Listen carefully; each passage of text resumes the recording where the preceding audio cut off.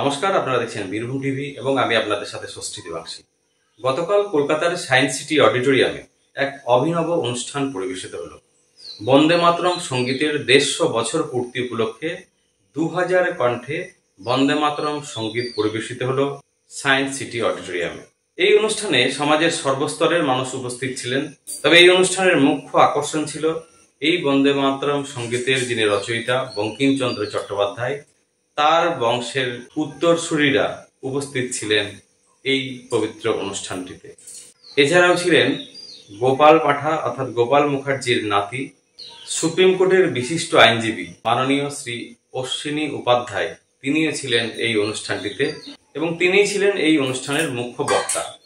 উপস্থিত ছিলেন সাংসদ জগন্নাথ সরকার, বিধায়ক শঙ্কর ঘোষ, রুদ্রনীল ঘোষ, বিজেপির প্রাক্তন সাংসদ দিলীপ ঘোষ, কৌস্তব বাগচি, তরুণজ্যোতি তেওয়ারি, রুদ্রনীল ঘোষ, সজল ঘোষ, এছাড়াও আরো বিশিষ্ট ব্যক্তিবর্গ। অনুষ্ঠানটির সঞ্চালনার দায়িত্বে ছিলেন মানস ভট্টাচার্য। এই অনুষ্ঠানের মুখ্য বক্তা ছিলেন এই অশ্বিনী উপাধ্যায়, যিনি সুপ্রিম কোর্টের আইনজীবী এবং বিশিষ্ট বক্তা। এই অশ্বিনী উপাধ্যায় সুপ্রিম কোর্টে একটি পিআইএল করেছেন। পিআইএল মানে হচ্ছে জনস্বার্থ মামলা।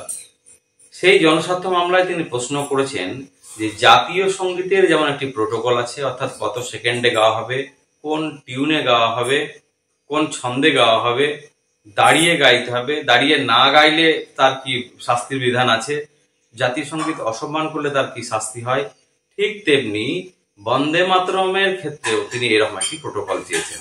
সত্যিই তো বন্দে মাতরম সঙ্গীতটি প্রাক স্বাধীন ভারতের বিপ্লবীদের কাছে মন্ত্রের মতো উচ্চারিত হতো এবং এই বন্দে মাতরম গেয়ে তারা প্রেরণা পেতেন।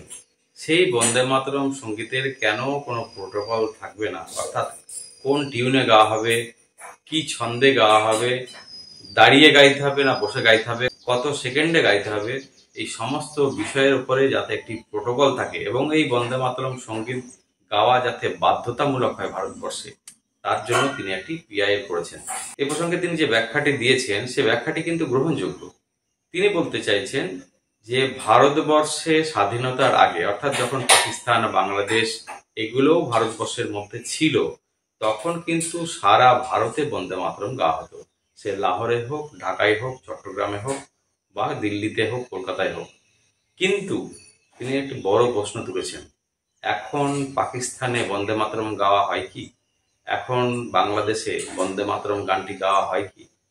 হয় না।